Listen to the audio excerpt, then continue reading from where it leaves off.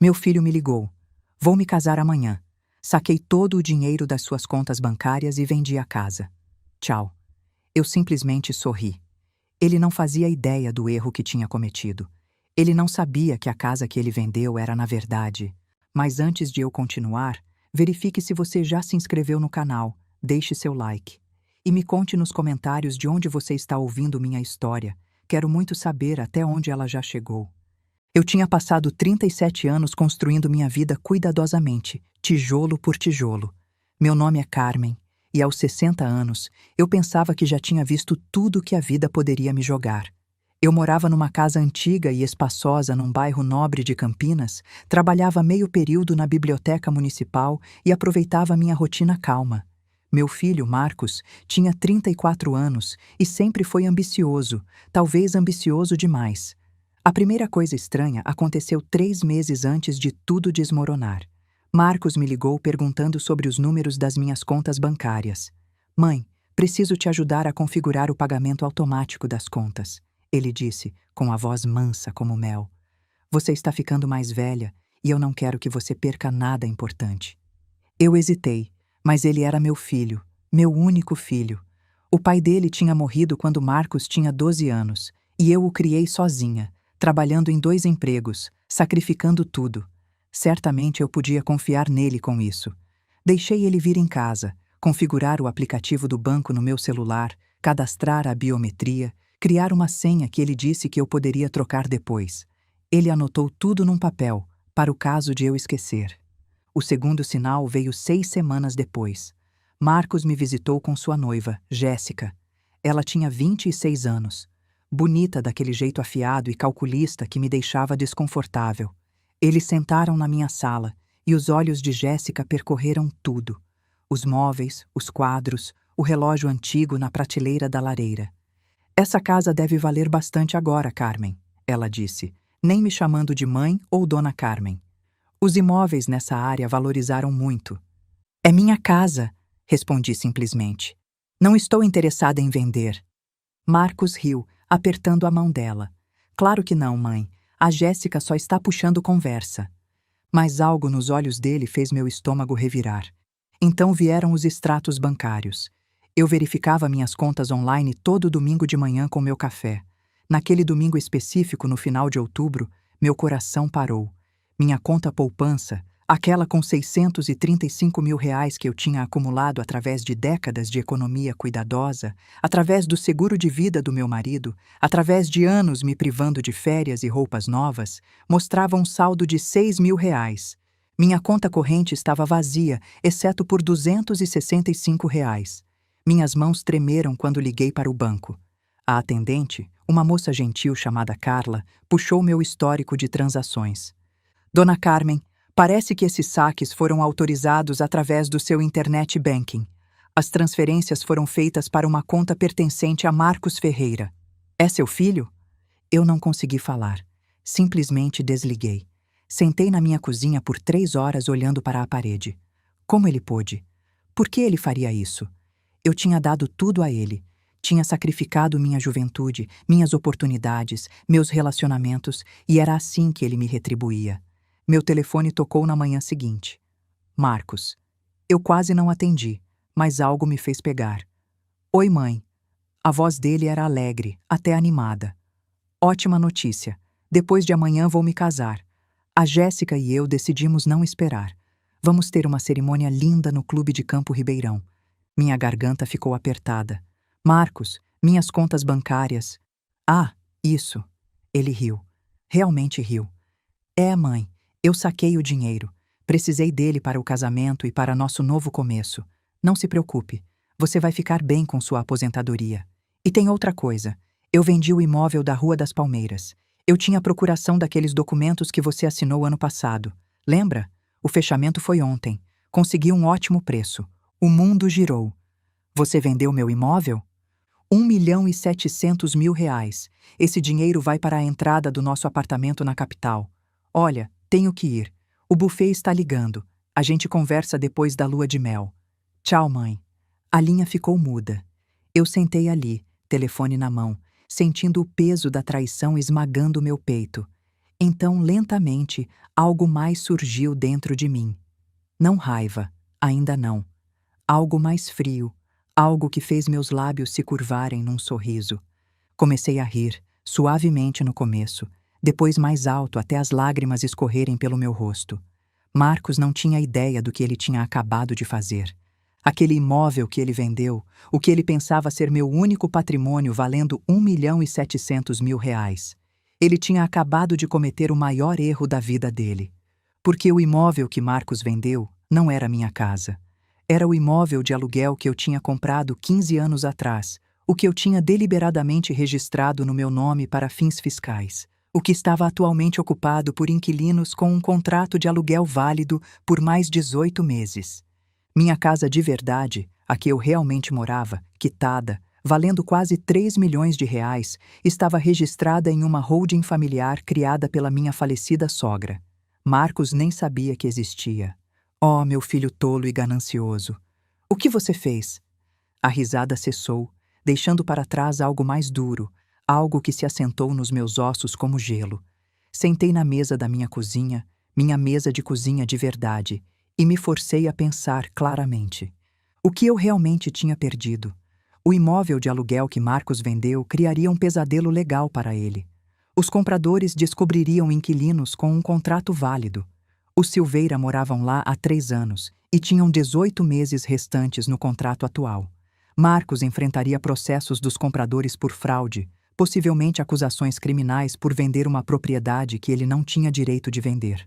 Conhecendo Marcos, ele provavelmente tinha apresentado o imóvel para investidores de fora da cidade, gente que compra no papel sem visitar, prometendo entrega desocupada. Um golpe clássico que só funciona até o comprador aparecer para tomar posse. A procuração que ele mencionou. Eu não lembrava de ter assinado conscientemente tal documento. Jamais teria feito isso em sã consciência. Minhas economias roubadas doíam mais. R$ 635.000 representavam minha segurança, minha liberdade, meus futuros cuidados médicos. Esse dinheiro era para garantir que eu nunca me tornasse um fardo para ninguém. Que amargamente irônico que meu próprio filho tinha roubado para evitar que eu fosse um fardo para ele. Mas aqui estava a coisa crucial que Marcos não entendia. Eu não estava indefesa. Eu não era alguma mulher idosa confusa que simplesmente aceitaria essa traição. Eu tinha passado décadas trabalhando em escritórios de advocacia antes de me tornar bibliotecária. Eu entendia contratos, direito imobiliário e fraude. Mais importante, eu tinha mantido registros meticulosos de tudo. Abri meu arquivo e puxei a pasta rotulada Imóvel de Aluguel, Rua das Palmeiras. Dentro estavam cópias do contrato de aluguel com o Silveira, comprovante do depósito calção deles e minha própria escritura da propriedade. Eu não tinha dado a Marcos procuração conscientemente. Quaisquer documentos que ele alegasse ter eram ou forjados ou obtidos por engano durante minha doença. Em seguida, verifiquei minha pasta de propriedades imobiliárias. Minha casa real, a que eu estava sentada agora, estava titulada sob a Ferreira Holding Familiar, uma empresa criada pela minha falecida sogra 20 anos atrás para proteger o patrimônio. Eu era a administradora e usufrutuária, mas a propriedade não estava no meu nome pessoal. Marcos tinha crescido nesta casa, mas aparentemente nunca tinha entendido a estrutura legal por trás dela. Depois que o pai dele morreu, eu nunca mais toquei no assunto da herança. Era doloroso demais, e Marcos era jovem demais para se interessar por papelada. Quando eu comprei o imóvel de aluguel anos depois, eu tinha deliberadamente mantido simples, no meu próprio nome, para fins fiscais. Marcos deve ter assumido que aquele modesto aluguel era meu único bem. Fiz café e comecei a listar o que eu precisava fazer. Primeiro, denunciar o roubo à polícia. Segundo, contatar o departamento de fraudes do meu banco. Terceiro, contratar um advogado. Quarto, garantir que os Silveira estivessem protegidos e informados. Quinto, reunir evidências da fraude de Marcos na venda do imóvel. Mas enquanto eu escrevia, minha mão desacelerou. Eu queria mandar meu próprio filho para a prisão. O pensamento me deixou enjoada. Apesar de tudo, ele ainda era o menininho que eu tinha ninado para dormir, o adolescente que eu tinha ajudado com a lição de casa, o jovem de quem eu tinha tanto orgulho quando ele se formou na faculdade. Então lembrei da voz dele no telefone. alegre, casual. Você vai ficar bem com sua aposentadoria. Como se ele não tivesse feito nada de errado. Como se roubar as economias de uma vida da própria mãe e vender sua suposta casa fosse apenas um pequeno inconveniente para eu lidar. Que tipo de homem eu tinha criado? Pensei em Jéssica com seus olhos calculistas e seus comentários pontuais sobre valores de imóveis. Ela o tinha empurrado para isso? Ou Marcos sempre foi capaz de tal crueldade e eu simplesmente me recusei a ver? Meu telefone vibrou. Uma mensagem da minha vizinha Lúcia. Carmen, vi uma placa de vende-se aparecer no seu aluguel na Rua das Palmeiras ontem. Depois sumiu hoje de manhã. Tudo bem? Respondi. Longa história. Podemos tomar um café amanhã? Lúcia tinha sido minha amiga por 15 anos. Ela era uma paralegal aposentada. Eu precisaria de aliados para o que estava por vir. Naquela noite, mal dormi. Ficava imaginando o rosto de Marcos quando ele percebesse o que tinha feito. Ele sentiria remorso? Ele pediria desculpas? Ou ele me culparia de alguma forma? Alegaria que eu o tinha enganado? De manhã, eu tinha meu plano. Eu não iria à polícia imediatamente. Em vez disso, reuniria cada pedaço de evidência, documentaria cada crime e construiria um caso irrefutável. Então, confrontaria Marcos com a escolha: fazer restituição total voluntariamente ou enfrentar processo criminal. Eu daria a ele uma chance de fazer a coisa certa, uma chance de provar que ele ainda era meu filho e não o estranho que tinha rido enquanto roubava sua mãe. Liguei para o banco às 9 em ponto. Preciso denunciar fraude e roubo das minhas contas, disse a atendente. E preciso de um registro completo de todas as transações dos últimos 6 meses. Claro, dona Carmen. Sinto muito que isso tenha acontecido. Vamos iniciar uma investigação imediatamente. Em seguida, liguei para Fernando Costa, um advogado que frequentava meu clube do livro. Fernando, preciso da sua ajuda. Meu filho roubou minhas economias e vendeu fraudulentamente uma propriedade que eu possuo. Preciso de representação legal e preciso que seja confidencial até eu estar pronta para agir. Houve uma pausa. Carmen, isso é sério. De quanto estamos falando? 635 mil em roubo de dinheiro. Aproximadamente 1.700.000 em receitas de venda fraudulenta de propriedade. Jesus. Sim, vou te ajudar. Venha ao meu escritório esta tarde. Desliguei e me olhei no espelho do corredor. Meu cabelo grisalho estava arrumado, meus olhos castanhos claros e determinados. Eu parecia a avó doce de alguém. Marcos tinha esquecido que avós doces também podiam ser guerreiras quando necessário. Meu filho queria se casar em 2 dias. Tudo bem, deixe-o aproveitar seu casamento. Deixe-o pensar que tinha vencido. Eu esperaria, reuniria minhas forças e então mostraria a ele exatamente o que acontecia quando você traía a mulher que tinha te dado tudo. O escritório de advocacia de Fernando Costa ficava num prédio de tijolos tranquilo no centro. Sentei do outro lado dele na sua mesa de mogno, minha pasta de documentos entre nós.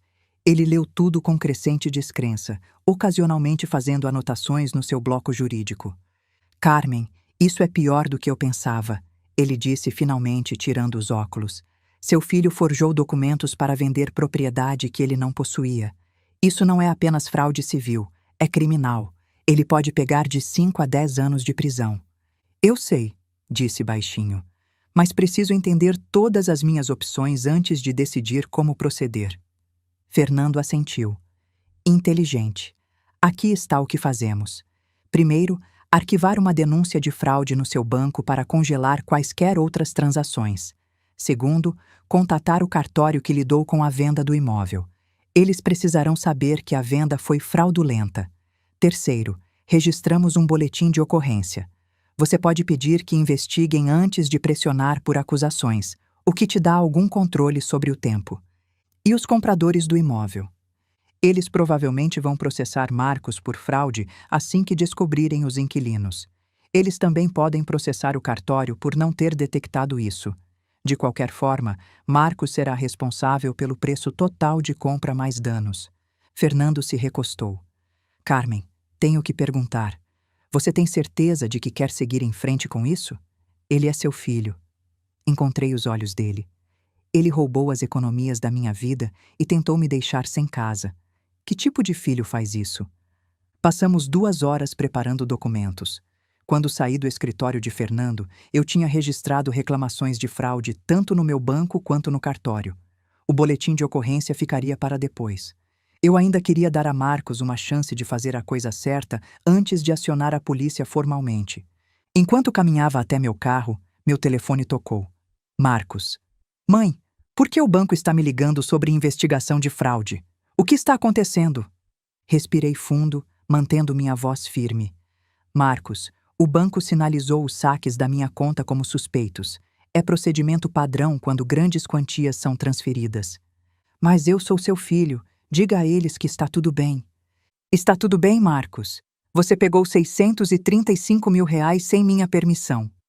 A voz dele mudou, ficando mais dura. Eu tinha sua permissão. Você me deu acesso às suas contas. Para emergências, não para roubar tudo que eu tenho. Eu não roubei, eu emprestei. A Jéssica e eu vamos te devolver depois que estivermos estabelecidos. Ele soava defensivo agora. Pego. E a venda do imóvel foi completamente legal. Eu tinha procuração. Marcos, eu não lembro de ter assinado nenhum papel de procuração. Silêncio. Então, sim, você assinou. Ano passado, lembra quando você ficou doente com pneumonia? Eu levei eles no hospital. Meu sangue gelou. Eu tinha ficado doente ano passado, hospitalizada por 4 dias com pneumonia grave. Mal lembrava daquela época, a febre, a medicação, a exaustão. Marcos tinha se aproveitado da minha doença para me fazer assinar documentos que eu não entendia? Preciso ver esses papéis, disse. Mãe, para de ser difícil. Está tudo legal. Só liga para o banco e diz para eles cancelarem a investigação. A voz dele virou suplicante. Por favor, o casamento é depois de amanhã. Não quero esse estresse. Você deveria ter pensado nisso antes de roubar sua mãe. Desliguei antes que ele pudesse responder. Naquela noite, Lúcia veio com vinho e solidariedade. Contei tudo a ela, observando seu rosto mudar de choque para raiva. Aquele desgraçado, ela disse. Carmen, você sabe que estou aqui para o que você precisar. Testemunha de caráter, pesquisa, qualquer coisa. Obrigada, disse, sentindo o peso da verdadeira amizade. Na verdade, preciso de algo. Você pode me ajudar a contatar o Silveira? Eles precisam saber o que está acontecendo com o imóvel de aluguel. Ligamos juntas para eles. Sérgio Silveira atendeu, a voz preocupada. Dona Carmen, está tudo bem? Expliquei a situação o mais gentilmente que pude. Houve um longo silêncio. Então seu filho vendeu a casa onde moramos sem contar para a senhora ou para a gente? A voz de Sérgio era incrédula. O que acontece com o nosso contrato? Seu contrato ainda é válido, assegurei. Estou trabalhando com meu advogado para resolver isso. Vocês estão protegidos, mas queria que soubessem caso os compradores tentem entrar em contato com vocês. Jesus, obrigado por nos avisar. Nos avise se precisar de alguma coisa, declarações, testemunho, o que for. Depois que desligamos, Lúcia nos serviu mais vinho. Marcos não tem ideia do que está por vir, tem? Não, disse. Ele acha que sou só uma velha confusa que ele pode manipular. Na manhã seguinte, recebi um e-mail do cartório. Minhas mãos tremeram enquanto lia. Dona Carmen, nossa investigação revelou sérias irregularidades com a venda do imóvel na Rua das Palmeiras, 1247. O documento de procuração apresentado por Marcos Ferreira parece conter sua assinatura, mas o selo do tabelião é de um tabelião cuja licença estava expirada na época. Além disso, o documento está datado durante sua hospitalização, mas nossos registros mostram que o tabelião estava em outro estado naquele dia. Estamos tratando isso como potencial falsificação e fraude. Embora o dinheiro da venda já tenha sido transferido para a conta do Sr. Ferreira, solicitamos bloqueio judicial de todos os bens dele e comunicamos a irregularidade aos compradores, que estão buscando ação legal.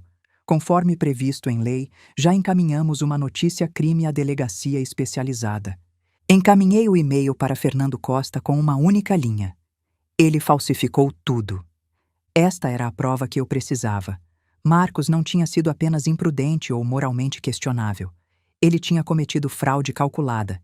Ele tinha trazido documentos falsos para minha cama de hospital, talvez me fazendo assinar papéis em branco no meu delírio. Então os teve fraudulentamente reconhecidos em cartório depois. Meu telefone vibrou. Outra mensagem de Marcos. Mãe, precisamos conversar. Você pode vir ao casamento amanhã, por favor? Quero você lá. Fiquei olhando para a mensagem. Ele me queria no casamento dele. O casamento que ele estava pagando com o meu dinheiro roubado. O casamento que ele estava tendo enquanto eu lidava com o caos dos crimes dele. Digitei de volta. Estarei lá. Deixe-o pensar que estava tudo bem. Deixe-o casar com sua noiva calculista. Celebrar com meu dinheiro roubado. Acreditar que tinha escapado impune. Eu sorriria, tiraria fotos, faria o papel da mãe orgulhosa. E então, quando ele menos esperasse, eu mostraria as consequências de trair a mulher que lhe deu a vida. O casamento foi exatamente o que eu esperava. Caro, ostentoso e completamente desprovido de calor genuíno. O clube de Campo Ribeirão brilhava com rosas brancas e lustres de cristal. Usei meu melhor vestido, elegante, discreto, e cheguei cedo. Jéssica estava deslumbrante num vestido de grife que provavelmente custou R$50 mil. Meus R$50 mil. Marcos estava ao lado dela no smoking, radiante como se não tivesse uma preocupação no mundo. Quando me viu, correu até mim. Mãe, você veio! Ele me abraçou apertado. Estou tão feliz que você está aqui. Sei que as coisas têm estado estranhas, mas isso é um novo começo para todos nós. Me afastei, estudando o rosto dele. Ele realmente acreditava nisso? Ele achava que me roubar era apenas estranho e não criminoso? Parabéns, Marcos, disse uniformemente. Você parece muito feliz. Jéssica se juntou a nós, seu sorriso afiado. Carmen, tão gentil da sua parte vir. Marcos estava preocupado que você ficaria chateada com... Bem, você sabe, o dinheiro e a casa. Mas é tudo para o melhor, realmente. Você não precisa mais daquela casa grande, e o Marcos e eu podemos construir nosso futuro. Que atencioso, respondi, meu tom agradável, mas meus olhos frios. A cerimônia foi breve. Sentei na primeira fila, assistindo meu filho prometer amar e cuidar dessa mulher que tinha ajudado a trair sua própria mãe. Durante a recepção, fiz conversa educada, bebi champanhe que não senti o gosto e tirei fotos que nunca iria querer ver de novo. Então, bem quando eles cortaram o bolo, meu telefone vibrou. Uma mensagem de Fernando Costa. Investigação policial aberta. Acusações de fraude sendo preparadas. Seguir em frente. Olhei para Marcos, rindo com seus padrinhos, completamente alheio. Ainda não, pensei. Deixe-o aproveitar esse momento. Seria o último momento feliz dele por um longo tempo. O confronto veio 3 dias depois. Marcos e Jéssica apareceram na minha porta sem avisar. Marcos parecia furioso. A expressão de Jéssica era de cálculo gelado. Que diabos você fez? Marcos exigiu, passando por mim para dentro da minha sala. O cartório pediu bloqueio judicial dos meus bens. Eles estão dizendo que a procuração foi falsificada. Estão ameaçando processar. Fechei a porta calmamente. Talvez porque foi falsificada. Você assinou esses papéis. Assinei papéis em branco enquanto delirante de febre, sem saber o que eram. Você se aproveitou da sua mãe doente. Mantive minha voz firme. Você também os teve reconhecidos em cartório fraudulentamente. Jéssica deu um passo à frente. Isso é ridículo. Marcos estava te ajudando. Você está velha, Carmen. Você não consegue mais administrar suas finanças ou sua propriedade. Estávamos te fazendo um favor. Roubando as economias da minha vida? Não é roubo se você está senil demais para administrar sozinha. A máscara dela caiu, revelando a oportunista fria por baixo. Marcos é seu filho. Tudo que você tem deveria ir para ele eventualmente de qualquer jeito. Nós só precisávamos agora. Entendo, disse baixinho. Então esse era seu plano o tempo todo. Encontrar um homem com uma mãe rica, manipulá-lo para roubar dela, depois construir sua vida com o dinheiro dela. O rosto de Marcos corou. Não fale da Jéssica assim. Ela me ama. Ela ama sua herança, corrigi. Ou o que ela pensava ser sua herança. Jéssica riu, áspera e feia. Você acha que é tão esperta? Você vai retirar essas acusações ou vamos tornar sua vida um inferno? Vamos contar a todo mundo que você tem demência. Vamos te declarar incapaz. Vamos te colocar num asilo. Senti gelo se espalhando pelas minhas veias. Isso é uma ameaça? É uma promessa, Marcos disse, a voz baixa e ameaçadora. Mãe, estou tentando ser legal aqui. Só diga ao banco e ao cartório que você cometeu um erro. Diga a eles que você autorizou tudo. Então todos podemos seguir em frente. E se eu não fizer? Marcos chegou mais perto, se impondo sobre mim. Então você vai descobrir o quão difícil sua vida pode se tornar. Nós temos advogados também. Vamos te enrolar na justiça por anos. Vamos drenar qualquer dinheiro que você tenha sobrando em taxas legais. Vamos garantir que todo mundo saiba que você é uma velha confusa que não consegue lembrar o que assinou. Por um momento senti medo genuíno, não das ameaças deles, eu tinha evidências do meu lado, mas do que meu filho tinha se tornado. Esse homem raivoso e ameaçador era um estranho usando o rosto de Marcos. Mas eu não tinha sobrevivido 37 anos sozinha sendo fraca. Saiam da minha casa, disse, minha voz como aço. Os dois, agora. Mãe, saiam. A força da minha voz surpreendeu até a mim. Vocês têm 5 segundos antes de eu chamar a polícia. 1, 2. Eles foram embora. Jéssica cuspindo xingamentos. O rosto de Marcos contorcido de raiva. Quando o carro deles foi embora, sentei pesadamente no meu sofá, minhas mãos tremendo. A máscara tinha caído. Agora eu sabia exatamente com quem estava lidando. Naquela noite, não consegui dormir. Fiquei repassando cada palavra, cada ameaça, cada olhar de desprezo. Quando Marcos se impôs sobre mim na minha própria sala, quando disse que ia me destruir na justiça, entendi algo com clareza cristalina. Aquele não era mais meu filho pedindo uma segunda chance. Era um criminoso tentando me intimidar para escapar das consequências, e eu não seria intimidada. Liguei para Fernando na manhã seguinte. Registre o boletim de ocorrência, acusações completas. Quero que eles sejam processados com todo o rigor da lei. Tem certeza? Completamente. Pelos dias seguintes, não fiz nada além de descansar. Li livros, cuidei do meu jardim, almocei com Lúcia. Precisava recuperar minhas forças, tanto físicas quanto emocionais. O confronto tinha me abalado mais do que eu queria admitir. Mas enquanto regava minhas rosas, sentindo o sol quente no meu rosto, senti algo mais crescendo dentro de mim. Determinação fria e absoluta. Marcos e Jéssica tinham feito sua escolha. Agora viveriam com as consequências. Uma semana depois do nosso confronto, Marcos ligou. A voz dele era diferente, mais suave, quase infantil, a voz que ele costumava usar quando era jovem e queria algo. Mãe, podemos conversar, por favor? Considerei desligar. Em vez disso, disse, estou ouvindo. Tenho pensado muito sobre tudo, sobre o que eu fiz. Ele pausou e ouvi emoção genuína na voz dele. Ou era apenas boa atuação? Eu estava errado, mãe. Vejo isso agora. Deixei a Jéssica entrar na minha cabeça.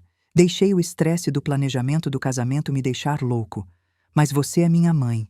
Eu nunca deveria ter... A voz dele quebrou. Sinto muito, mãe. Por favor, podemos consertar isso? Parte de mim, a parte que lembrava de niná-lo quando bebê, ensinar a andar de bicicleta, aplaudir nas formaturas, queria acreditar nele, queria perdoá-lo imediatamente, fazer tudo ficar certo de novo.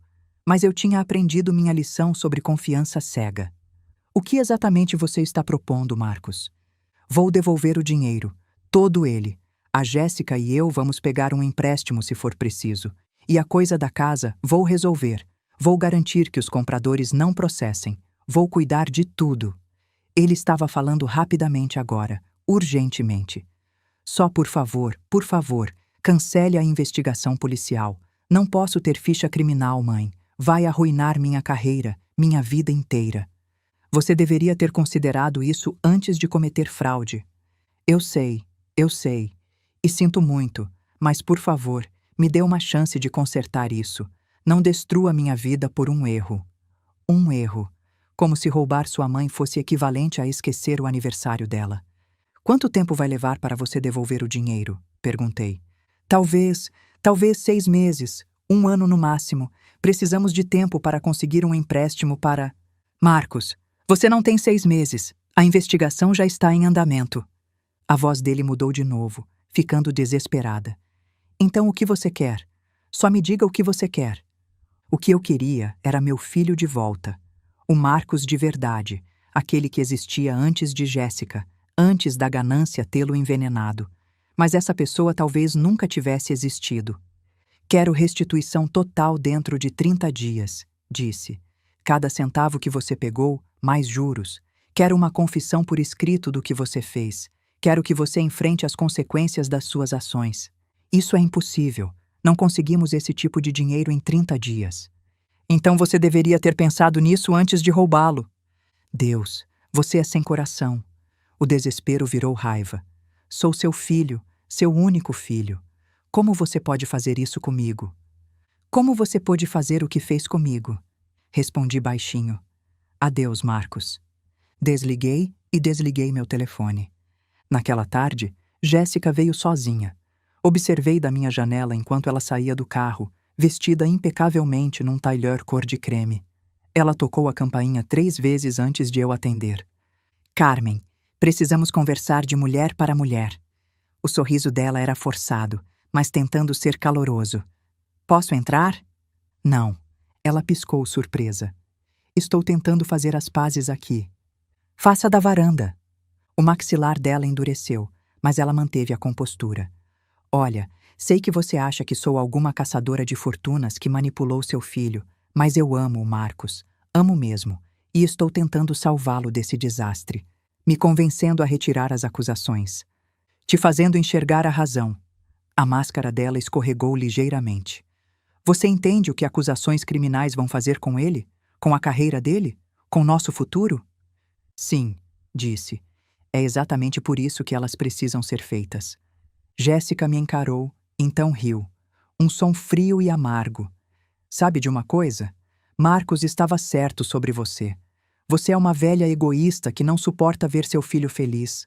Você é tão amarga e sozinha que quer arrastá-lo para baixo junto com você. Terminou? Você vai se arrepender disso, ela sibilou. Quando Marcos estiver na prisão, quando seu relacionamento estiver destruído para sempre, você vai perceber que escolheu dinheiro ao invés do seu próprio filho. Vai morrer sozinha e vai ser sua própria culpa. Adeus, Jéssica. Fechei a porta na cara enraivecida dela. Naquela noite, Lúcia veio com seu marido, Geraldo, e outros 2 casais do nosso clube do livro, os Teixeira e os Morais. Trouxeram comida, vinho e algo mais valioso: solidariedade. Soubemos o que está acontecendo, Lúcia disse, me dando um abraço longo. Queríamos que você soubesse que não está sozinha. Sentamos na minha sala e contei tudo a eles. Não apenas os fatos, mas a dor, a traição, a culpa de processar meu próprio filho. Eles ouviram sem julgamento. Você está fazendo a coisa certa, Geraldo disse firmemente. O que Marcos fez foi criminoso. Se você deixá-lo escapar impune, está dizendo a ele que ele pode trair qualquer um sem consequências. Sandra Teixeira assentiu. Meu irmão roubou da nossa mãe. Ela o perdoou. Não pressionou por acusações. Ele fez de novo 5 anos depois. Algumas pessoas só aprendem através das consequências. O apoio deles me envolveu como um cobertor quente. Eu não estava louca. Não estava sendo sem coração. Era uma mulher se protegendo de alguém que tinha provado que não podia ser confiável, mesmo que esse alguém fosse meu filho. Quando eles saíram naquela noite, Lúcia apertou minha mão.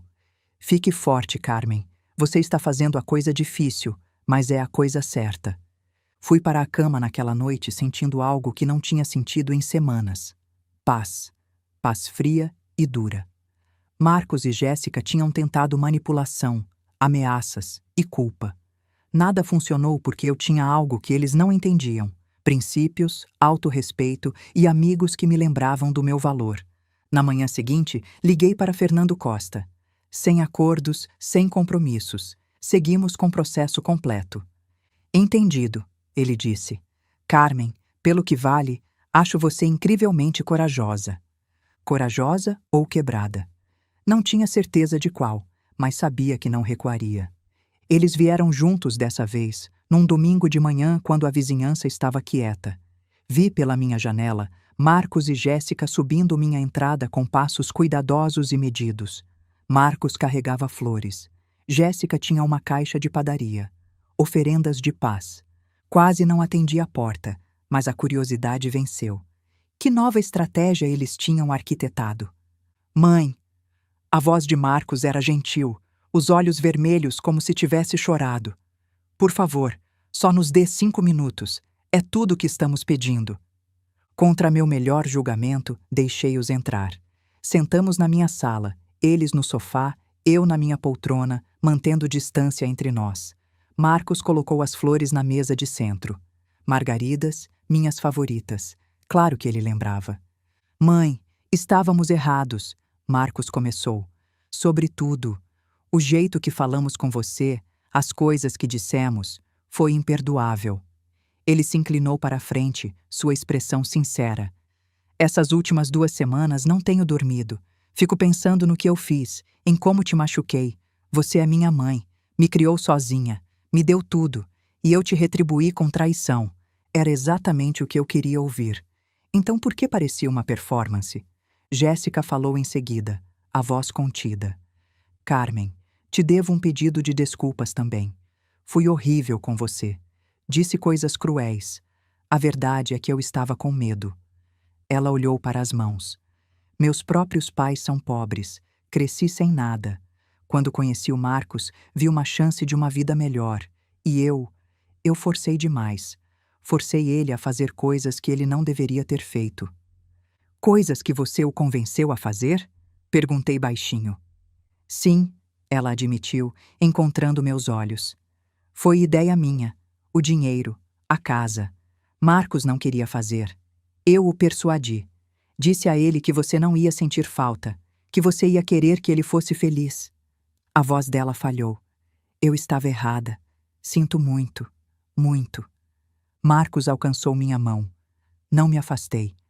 Mãe, queremos consertar isso. Estamos dispostos a fazer o que for preciso. Já pegamos uma segunda hipoteca no apartamento que compramos. Podemos te dar R$ 500.000 dentro de 2 semanas. O resto vai levar tempo, mas vamos pagar cada centavo de volta. Com juros, Jéssica adicionou rapidamente. O que você achar justo? E as acusações criminais? Perguntei. O rosto de Marcos caiu. É isso, mãe. Se eu tiver ficha criminal, vou perder meu emprego. Trabalho em finanças. Vão me demitir imediatamente. E aí como vou te pagar de volta? Como vou sustentar uma família? Ele apertou minha mão. Não estou te pedindo para me perdoar. Não mereço isso. Mas estou te implorando para me dar uma chance de consertar isso sem destruir meu futuro inteiro. Por favor, Carmen, Jéssica disse. Queremos ter filhos. Marcos quer te dar netos, mas ele não pode fazer isso da prisão. Netos. A palavra me atingiu como um golpe físico. Eu tinha sonhado em ser avó, em segurar os bebês de Marcos, em passar nossa história familiar adiante. Eles sabiam exatamente onde atacar. Pense nisso, Marcos pressionou. Você realmente quer que seus netos visitem o pai na prisão?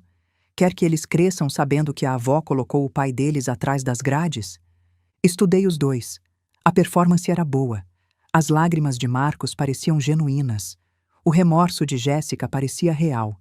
Eles claramente tinham ensaiado isso cuidadosamente, mas notei pequenas coisas. O jeito que os olhos de Jéssica ficavam voltando para o relógio. O jeito que o aperto de Marcos na minha mão apertava quando eu não respondia imediatamente. A tensão nos ombros deles, enrolados como molas. O que acontece se eu disser não? Perguntei suavemente. A mudança foi instantânea. A expressão de Marcos endureceu. Jéssica se recostou, braços cruzados. Então você está escolhendo destruir seu filho, Marcos disse friamente. E para quê? Dinheiro que você nem precisa. Você tem sua casa preciosa, sua vida confortável. Está tirando a minha por despeito. Não é despeito, é justiça. Justiça? Jéssica riu asperamente. Você quer falar de justiça? E sobre igualdade? Marcos é seu único filho. Tudo que você tem vai para ele quando você morrer de qualquer jeito. Só precisávamos antes. Isso é tudo. Então você está dizendo que eu deveria ter morrido mais cedo? Tornado as coisas mais convenientes para vocês? Não distorça minhas palavras, Jéssica disparou. Estou dizendo que você é uma velha vingativa que não suporta ver seu filho feliz com alguém que não seja você. Marcos não me defendeu. Só observou, esperando para ver se essa abordagem funcionaria onde a gentileza tinha falhado. Levantei devagar. Saiam. Mãe! Saiam. Minha voz tremeu de raiva. Vocês vêm à minha casa com suas lágrimas falsas e suas manipulações, tentando me culpar por deixá-los me roubar sem consequências. Vocês acham que eu não vejo o que estão fazendo? Marcos se levantou, o rosto corado de raiva. Você vai se arrepender disso. Quando eu estiver sentado numa cela de prisão, quando a Jéssica me deixar porque eu não posso sustentar ela, quando você estiver sozinha em todo feriado pelo resto da sua vida, lembre que você escolheu isso. Eu não escolhi isso, disse friamente. Você escolheu no dia que decidiu roubar da sua mãe. Jéssica agarrou o braço de Marcos. Vamos embora. Ela não vale a pena. Deixa ela apodrecer sozinha nessa casa com seu dinheiro precioso. Eles saíram furiosos, batendo a porta atrás deles. Fiquei na minha sala tremendo, não de medo, de fúria. Eles tinham tentado de tudo. Desculpas, manipulação, culpa, ameaças. Tinham me oferecido netos como uma moeda de troca, como se eu fosse sacrificar meu autorrespeito por bebês hipotéticos. Mas sob a raiva, senti algo mais, um pequeno fio frio de medo. E se Marcos estivesse certo? E se eu estivesse destruindo ele? E se anos depois eu fosse me arrepender dessa escolha? Não. Afastei os pensamentos. Eu tinha visto por trás das máscaras deles hoje. Tinha visto o cálculo, a manipulação, a completa falta de remorso genuíno. Eles não sentiam muito por terem me machucado. Sentiam muito por terem sido pegos. Peguei as margaridas que Marcos tinha trazido e joguei no lixo. Então liguei para Fernando Costa. Eles acabaram de tentar me manipular para retirar as acusações, contei a ele. Ofereceram restituição parcial em troca de não haver processo. O que você disse a eles? Disse para saírem da minha casa. Houve uma pausa, então a risada calorosa de Fernando. Bom para você, Carmen. Isso exigiu verdadeira força. Força. Era isso que era? Ou era teimosia, orgulho, vingança? Não sabia mais, mas sabia que não podia recuar agora. Não quando eles tinham me mostrado tão claramente quem realmente eram. Naquela noite fiquei acordada, as palavras de Marcos ecoando na minha mente. Você vai se arrepender disso. Talvez eu fosse, mas eu me arrependeria ainda mais de trair a mim mesma. A data do julgamento chegou 8 meses depois. Fernando tinha me preparado para tudo: o processo, as perguntas, a probabilidade de Marcos aceitar um acordo. Mas Marcos, teimoso e iludido, tinha recusado. Insistia em lutar contra as acusações, convencido de que a juíza ficaria do lado de um filho contra sua mãe vingativa. Usei um tailleur cinza simples e maquiagem mínima. Fernando tinha me aconselhado a parecer compreensiva, mas forte. Você não é uma vítima, ele disse. Você é uma sobrevivente. O fórum era frio, luzes fluorescentes refletindo nos pisos polidos. Sentei na primeira fila da plateia, as mãos dobradas calmamente no meu colo. Marcos sentou do outro lado do corredor com Jéssica e seu advogado, um homem de terno impecável chamado Paulo Mendes, que se especializava em defesa de colarinho branco. Quando os olhos de Marcos encontraram os meus, vi algo que não esperava. Medo genuíno. Bom, ele estava começando a entender que isso era real. A promotora, uma mulher severa chamada Beatriz Campos, tinha construído um caso arrasador. Registros bancários mostrando as transferências não autorizadas. Testemunho do cartório sobre a procuração forjada. Análise de perito sobre a autenticação fraudulenta. O testemunho do Silveira sobre a venda ilegal da propriedade. A estratégia de defesa de Marcos ficou clara.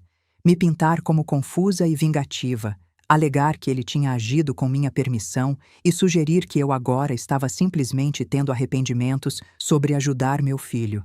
Mendes se levantou para suas alegações iniciais. Excelência, este é um caso sobre mal-entendido familiar e arrependimento. Carmen Ferreira deu a seu filho Marcos acesso às suas contas e o autorizou a lidar com seus assuntos imobiliários. Por quê? Porque ela tem 60 anos, mora sozinha e precisava de ajuda administrando suas finanças.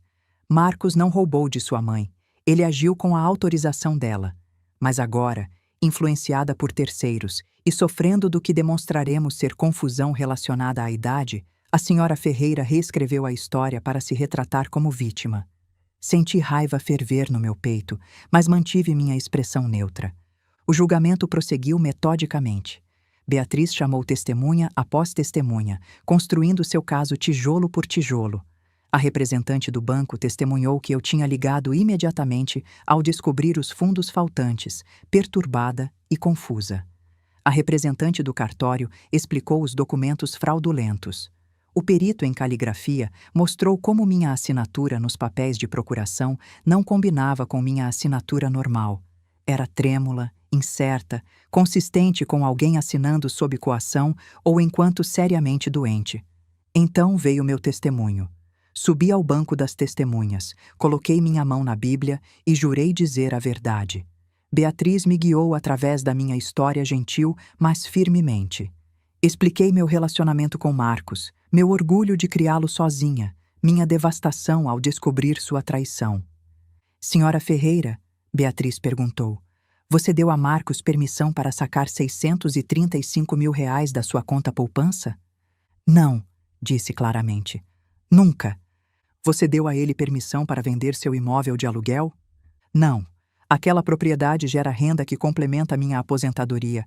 Eu nunca autorizaria sua venda. Você assinou papéis de procuração dando a Marcos controle sobre suas finanças? Não conscientemente. Eu estava hospitalizada com pneumonia grave. Minha febre chegou a 40 graus. Marcos trouxe papéis para minha cama de hospital. Me disse que eram formulários de seguro. Eu mal estava consciente. Não lembro de assinar nada. Mendes me interrogou agressivamente, tentando me pintar como vingativa e confusa, mas eu tinha me preparado para isso. Permaneci calma. Respondi cada pergunta diretamente e nunca perdi minha compostura. Não é verdade, senhora Ferreira, que você ressente o casamento de Marcos com Jéssica? Não. Eu ressinto Marcos roubar as economias da minha vida. Vocês tiveram discussões sobre o relacionamento dele, não tiveram? Tivemos conversas, mas isso não é sobre a escolha de esposa dele. É sobre roubo e fraude. Você é uma mulher solitária, não é? Morando sozinha, sem família próxima além de Marcos. Estou contente com minha vida, Dr. Mendes. Ser independente não me torna vingativa. Mendes tentou vários outros ângulos, mas nada pegou. Eu tinha a verdade do meu lado. Então Marcos subiu ao banco das testemunhas. Mendes o conduziu através da sua versão dos eventos. Como ele estava preocupado comigo, como eu tinha pedido que ele ajudasse com as finanças, como eu estava tão feliz em ajudar com o casamento dele. A performance de Marcos era polida, simpática. Então Beatriz se levantou para o interrogatório e tudo desmoronou. Senhor Ferreira, você testemunhou que sua mãe pediu que você ajudasse a administrar as finanças dela. Quando exatamente ela fez esse pedido? Marcos hesitou. Foi contínuo, ao longo de vários meses. Você pode fornecer alguma documentação desse arranjo? E-mails, mensagens, cartas? Foi verbal. Entendo. E os papéis de procuração? Você disse que ela os assinou voluntariamente no hospital. Sim. Mas o tabelião cujo selo aparece nesses documentos estava na Bahia naquele dia. O hospital é em Campinas. Como aquele tabelião testemunhou a assinatura da sua mãe? O rosto de Marcos empalideceu. Eu... não sei. Talvez haja um erro nos registros. Um erro? Ou você falsificou o reconhecimento de firma depois de obter a assinatura da sua mãe sob falsos pretextos? Eu não falsifiquei nada. Senhor Ferreira, vamos falar sobre a venda do imóvel. Você informou aos compradores que a casa tinha inquilinos com um contrato ativo? Eu achei que eles tinham sido notificados. Por quem? O corretor de imóveis deveria ter... Deveria ter? Você estava se apresentando como proprietário do imóvel com autoridade total para vender. Você não tinha responsabilidade de divulgar todos os fatos materiais? Marcos estava gaguejando agora, se contradizendo, sua história polida desmoronando sob questionamento direto. Na plateia, vi o rosto de Jéssica ficar branco. Beatriz pressionou mais forte. A verdade é, Sr. Ferreira, que você sabia exatamente o que estava fazendo. Você falsificou documentos, vendeu propriedade que não era sua, roubou as economias da sua mãe e fez tudo isso por uma razão: financiar seu casamento e sua nova vida. Não é verdade? Não, eu estava ajudando minha mãe. Ela queria. Ela queria ser roubada? Ela queria ficar sem casa? Protesto. Mendes estava de pé, argumentativo. Deferido, disse a juíza, mas o dano estava feito. A juíza tinha visto Marcos entrar em pânico, visto ele se contradizer, visto ele exposto como mentiroso. Quando os argumentos finais terminaram, senti uma calma estranha. Tinha acabado. Não o julgamento em si. A juíza ainda daria a sentença, mas minha parte nesse pesadelo. Eu tinha dito a verdade, fornecido evidências e me recusado a ser manipulada. O que acontecesse depois estava fora das minhas mãos. Nos levantamos quando a juíza se retirou para deliberar. Marcos se virou para me olhar uma última vez. Os olhos dele estavam vazios, derrotados. Sustentei seu olhar firmemente. Este era o filho que eu tinha criado e este era o acerto de contas que ele tinha merecido. A juíza retornou após 3 horas. Quando ela entrou, seu rosto era solene, mas decidido. Ela se sentou, organizou os papéis e começou a ler a sentença. Diante das provas apresentadas, julgo procedente a denúncia. Na acusação de furto qualificado, condeno o réu. Um murmúrio percorreu a sala. Na acusação de estelionato, condeno o réu. Marcos empalideceu. Na acusação de falsidade ideológica, condeno o réu. O rosto de Marcos desmoronou. Jéssica soltou um soluço engasgado. Sentei perfeitamente imóvel, sentindo o peso daquela palavra ecoar pela sala do tribunal. Condenado, condenado, condenado. A juíza continuou a leitura da sentença, detalhando a pena. Marcos foi autorizado a recorrer em liberdade, mas a realidade tinha se instalado. Ele iria para a prisão. Sua vida, como ele a conhecia, tinha acabado. Do lado de fora do fórum, repórteres esperavam. Fernando tinha me avisado que estariam lá. O caso tinha atraído a atenção da mídia local. Mãe idosa processa filho por roubo.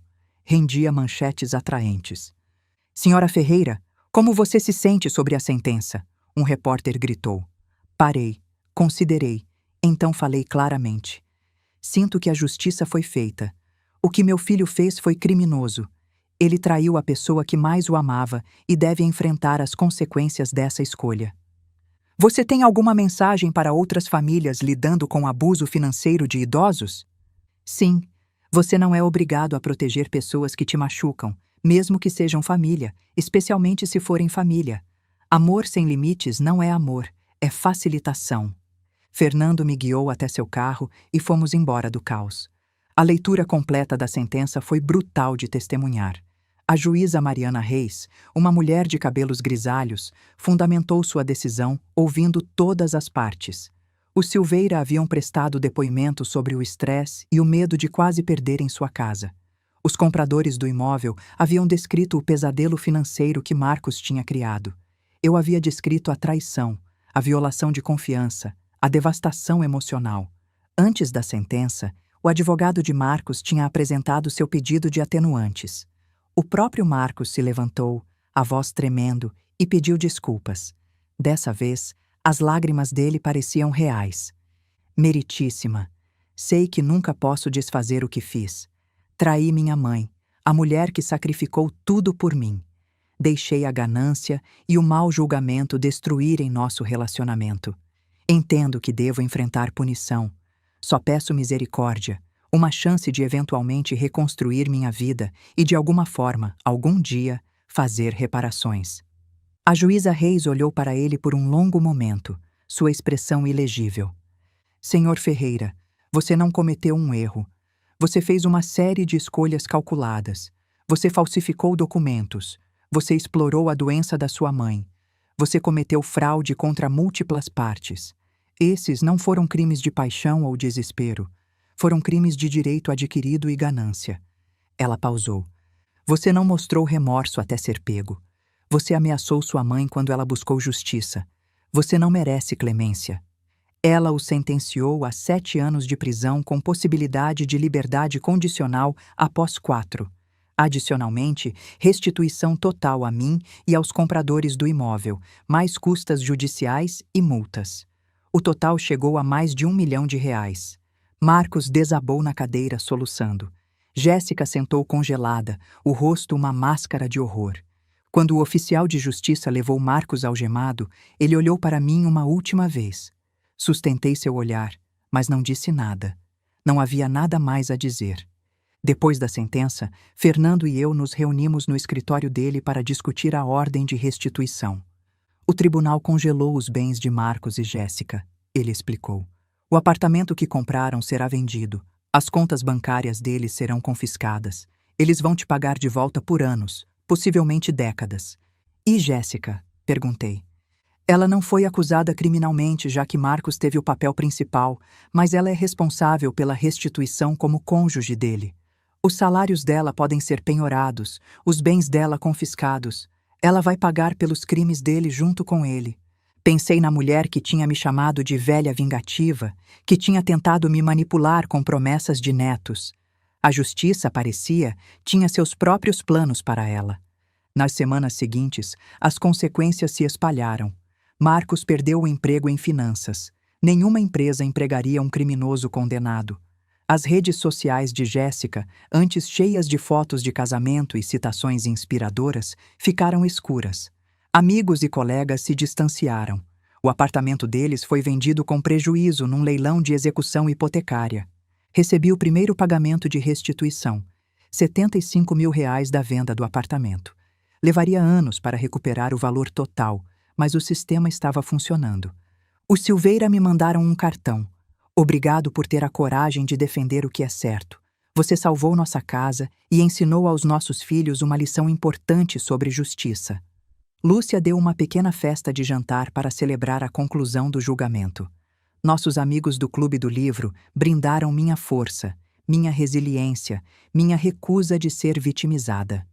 Você fez algo notável, Carmen, Geraldo disse. A maioria das pessoas teria recuado, mas você se manteve firme. Não tive escolha, respondi. Ele não me deu escolha. Mas mesmo enquanto celebrava essa vitória, senti o vazio dela.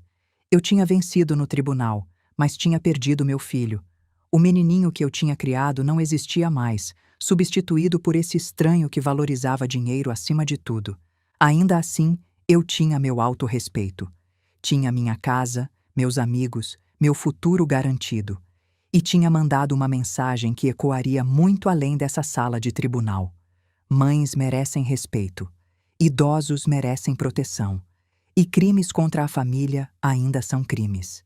Marcos teria 7 anos na prisão para pensar sobre o que tinha perdido. Eu esperava que em algum lugar nesse tempo ele encontrasse remorso genuíno. Não o tipo performático que tinha mostrado no tribunal, mas entendimento real do que tinha feito. Mas quer ele encontrasse ou não, eu tinha encontrado algo mais valioso. A mim mesma, minha força, meu valor. E ninguém podia roubar isso de mim. 6 meses depois da sentença de Marcos, minha vida floresceu inesperadamente. Comecei um negócio de consultoria, ajudando idosos a se protegerem de abuso financeiro. Lúcia se juntou a mim e fizemos workshops em centros comunitários. Cada pessoa que eu ajudava parecia redenção. Minha dor tinha propósito. Viajei para Portugal e Argentina, reconectei com velhos amigos, e no meu aniversário de 61 anos, Lúcia deu uma festa surpresa.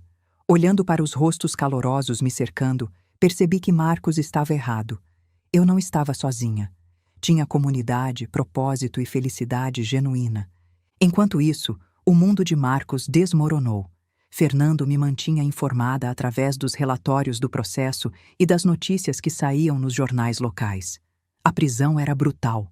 Marcos foi agredido 2 vezes, desenvolveu depressão e lutava com ansiedade. Jéssica se divorciou dele depois de 8 meses, alegando que ela era vítima dele também. Ela voltou para a casa dos pais, trabalhando em 2 empregos de varejo para pagar a restituição. Suas redes sociais desapareceram.